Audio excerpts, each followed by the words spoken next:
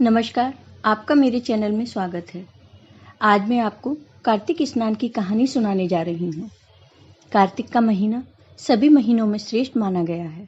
इस महीने में करवा चौथ, दीपावली, धनतेरस, भाई दूज, गोवर्धन पूजा जैसे बड़े त्योहार आते हैं।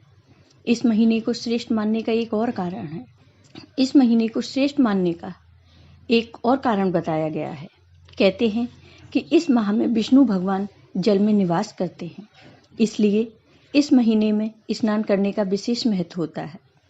कार्तिक स्नान में सुबह जल्दी उठा जाता है और स्नान किया जाता है। इसके बाद मंदिरों में पूजा पाठ किया जाता है। यह स्नान पूरे महीने चलता है। कार्तिक पूर्णिमा को यह समाप्त होता है।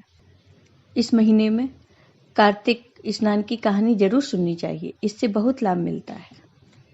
अब सुनिए कार्तिक स्नान की कहानी। बहुत पुराने समय की बात है। एक गांव में एक बूढ़ी औरत अपनी बहू के साथ रहती थी। बहू बहुत ही सुंदर व संस्कारी थी। वह बूढ़ी औरत हर कार्तिक मास में कार्तिक स्नान व पूजा पाठ करती थी।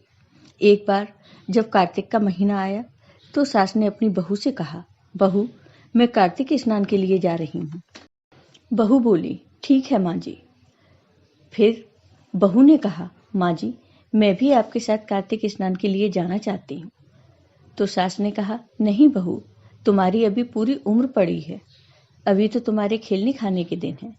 बाद में कर लेना कार्तिक स्नान। अगर तुम अभी मेरे साथ गई तो घर का काम कौन करेगा। इतना कहकर सास कार्तिक स्नान के लिए नदी पर चली गई। इधर बहू का बहुत मन होता है कार्तिक स्नान करने का। बहू अंदर जाकर देखती है कि अगर बर्तनों में पानी मिल जाए तो मैं घर पर ही स्नान कर लूं। एक बर्तन में बहुत ही थोड़ा पानी पड़ा था। बहू उसी से स्नान करने बैठ गई और कहने लगी, मन चंगा तो कठौती में गंगा। इतना कहते ही गंगा आई और उसके सारे बर्तन भर दिए। बहू ने खूब स्नान किया। इसी तरह बहू रोज सुबह जल्दी उठती और स्नान करती। एक दिन सास जब नदी में स्नान कर रही थी तो उनकी नाक की नथ नदी में बह गई। उसने बहुत ढूंढा पर नथ नहीं मिली। इधर बहू नहाने बैठी। उसने फिर से वही शब्द कहे, मन चंगा तो कठौती में गंगा। फिर गंगा आई और बहू स्नान करने लगी। गंगा के पानी के साथ बहकर वह नथ भी वहां आ गई। जब बहू ने उस नथ को देखा तो उसने उसे पहचान लिया कि ये नथ तो माँ जी की है।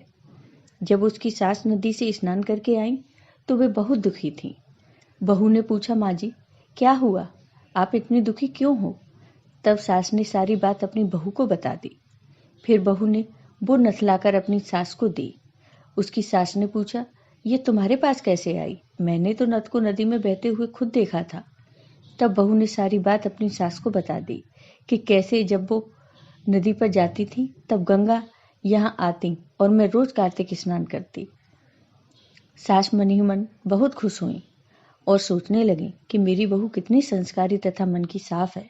तभी तो गंगा माँ खुद यहाँ आती हैं और उसे कार्तिक स्नान कराती हैं।